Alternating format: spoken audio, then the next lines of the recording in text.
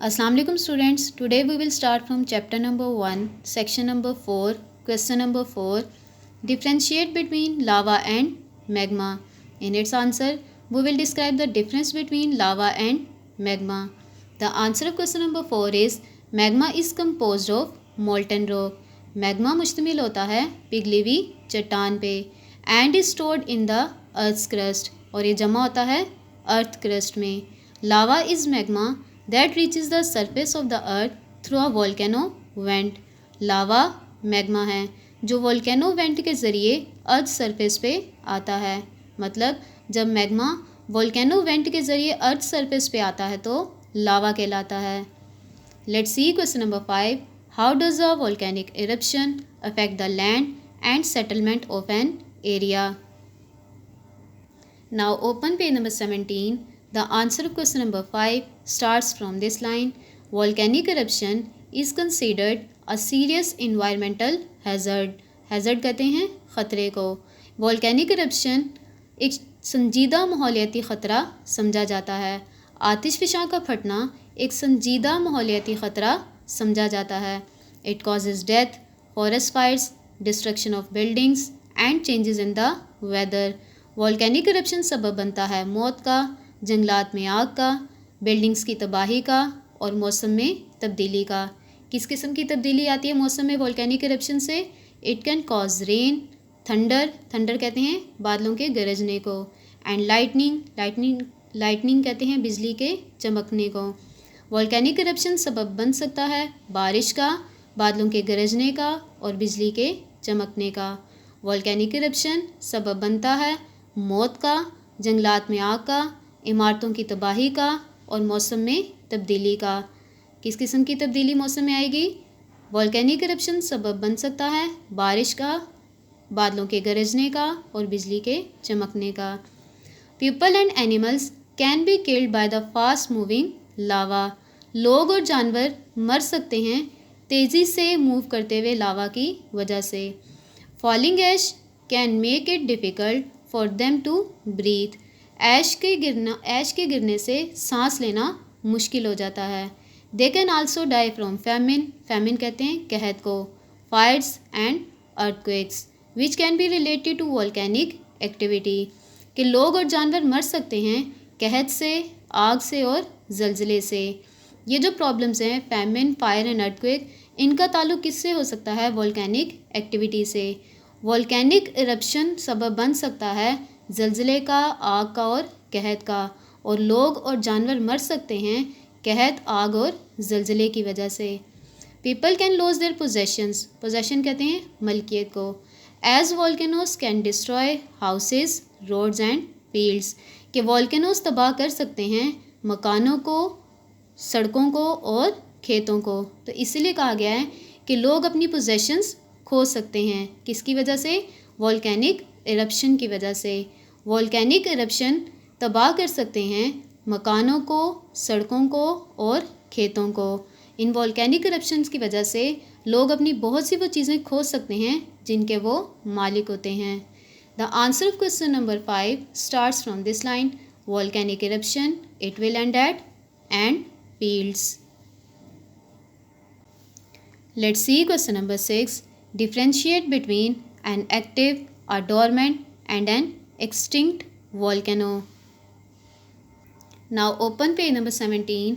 The answer of question number 6 starts from this line. A volcano is considered active if there is some historical record of its eruption.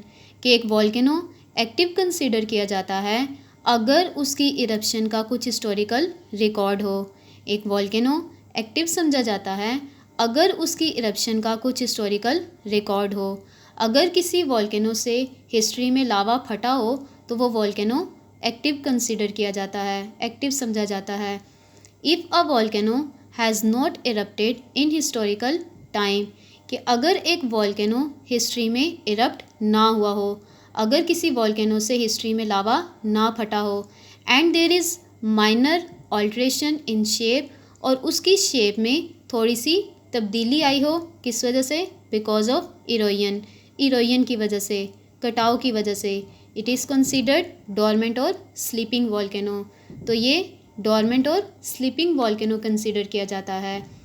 अगर एक volcano history में erupt ना हुआ हो या अगर किसी वॉल्केनो से हिस्ट्री में लावा ना फटा हो और उसकी शेप में थोड़ी सी तब्दीली आई हो इरोजन की वजह से, तो वो वॉल्केनो डोरमेंट या स्लीपिंग कंसीडर किया जाता है।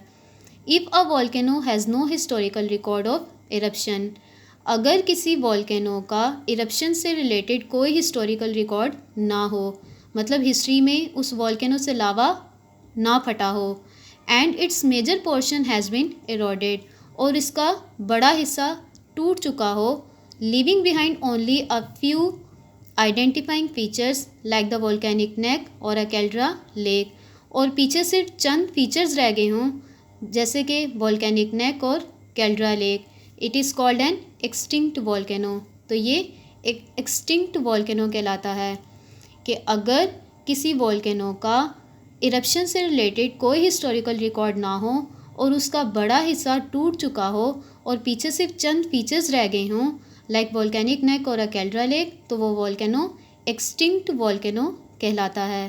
The answer of question number 6 starts from this line, a volcano is, it will end at extinct volcano. Let's see next question. Select the correct words to complete the sentences. Magma moves up through a pipe-like feature in the volcano called a dash. Option A vent, option B crater, option C magma, option D caldera. Correct option is vent.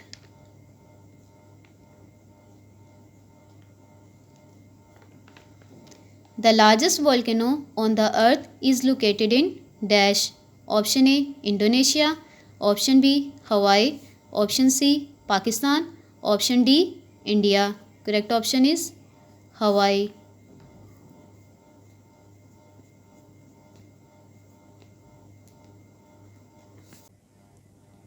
Dash is a composite volcano.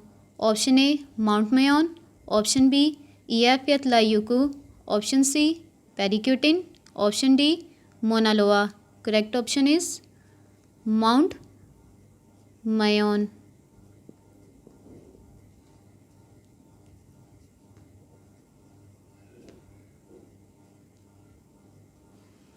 The average temperature of lava is dash. Option A 100 degrees Celsius, option B 500 degrees Celsius, option C 600 degrees Celsius, option D 1100 degrees Celsius. Correct option is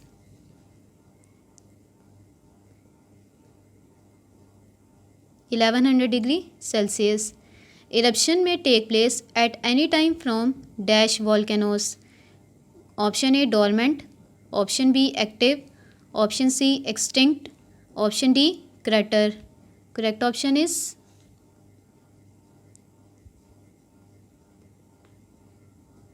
active. I hope you will be understand. Allah Hafiz.